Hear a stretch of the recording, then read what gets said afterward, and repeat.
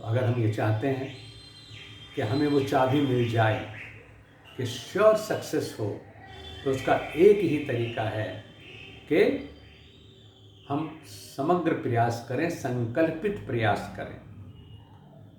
एक चीज और भी है, उसको हम कहते हैं निष्काम कर्म योग। क्योंकि प्रयास में भी अगर फल में हमारा ध्यान रहा तो भी सफलता में शंका रहेगी। लेकिन हम लक्ष्य में एक बार चिंतन कर लें कि मुझे ये प्राप्त करना है, उसके बाद जब लक्ष्य निर्धारित कर लिया और राह तय कर ली, तो उस पर बिना शंका के चलते चले जाएं, बिना शंका के चलते चले जाएं। क्योंकि आप ये जान लें कि मैं कर सकता हूं, मैं ईश्वर का अंश हूं। जब परमात्मा सब कुछ कर सकता है तो मैं परमात्मा का पुत्र क्या कुछ नहीं कर सकता।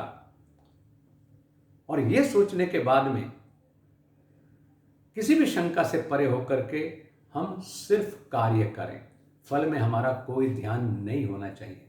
क्योंकि अगर दो जगह हमारा ध्यान बट जाता है, हम प्रयास में भी जोर लगा रहे हैं और हम फल में भी ध्यान बटा रहे हैं, तो फिर अधूरापन रहेगा, उसमें संभावना असफलता की बनी ही रहती है।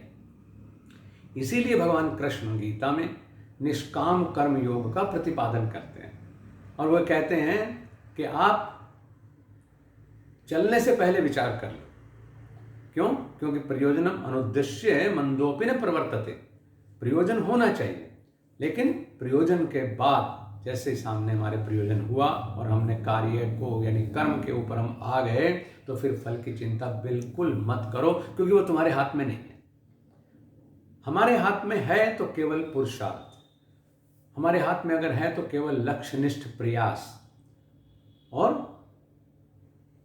कर्म फल जो है उससे हम वंचित रह ही नहीं सकते। कोई भी कर्म फल के बिना होता ही नहीं है, ये भी गीता बताती है।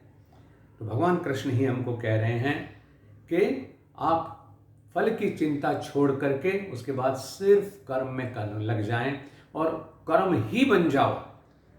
तो ऐसे व्यक्ति के लिए असफलता संभव है ही नहीं, वहाँ पर निश्चित रूप से सफलता होती है और सिद्धि की प्राप्ति होती है।